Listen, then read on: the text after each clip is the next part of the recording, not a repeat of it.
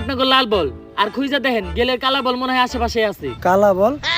এই এতক্ষণ আমরা যে বলটা দিয়ে খেললাম ওই বলটা নিয়ে আয় তো। দেখেন তো ডাক্তার সাহেব, এটাই গেলের বল নাকি? হয় এটাই তো গেলের বল। ডাক্তার সাহেব, আপনি গেলের অপারেশন করার আগে গেলের বলটার অপারেশন করে নিয়েন, কারণ এতক্ষণ জনি ভাই আর রাসেল মিলা এই বলরে যে বাইরান বাইরেছে এটার জীবনে আর কিছু নাই। আর জনি ভাই আর রাসেলের পক্ষ থেকে আমি গেলের কাছে মাপ চেয়ে নিতেছি, গেলরে মাফ করে দিতে কইেন। আর অপারেশন কইরা এই বল লাগানোর পরও গেল পাশে নাকি রাইতে মুতে গোল দিয়ে ওইটাও আমার জানায়েন।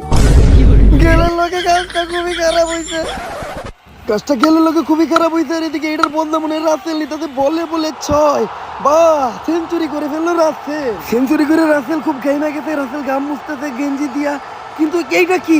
আরে ফেরেন লাভলি উঠে গেছে। ধনী ভাই এটা তো 2 নাম্বার ফেরাল লাভলি, আমারে তো কাঁদিও আইছে। কেমন আমি আইপিএল দুর্নীতি করে হইছে রাসেলের সাথে, এটা আমিও মানবো না। রাসেল গেল গা চেন্নাই রে ম্যাচ জিতাইবো কেডা? ডেভিড কনওয়ে তুই ব্যাটিং এ যা। রাসেলও নাই, জনি ভাইও নাই, কলকাতার প্লেয়ার চেচ্ছে স্টাম্বোল্ড, আবার স্টাম্বোল্ড, আবার স্টাম্বোল্ড। ওয়াটসন এবার তুই ব্যাটিং এ যা, আর কথা দে তুই অন্তত আউট হবি না। কথা দিলাম ধনী ভাই, ম্যাচ না জিতা আগ পর্যন্ত আমি আউট হবো না। তোর উপর আমার পুরা বিশ্বাস আছে।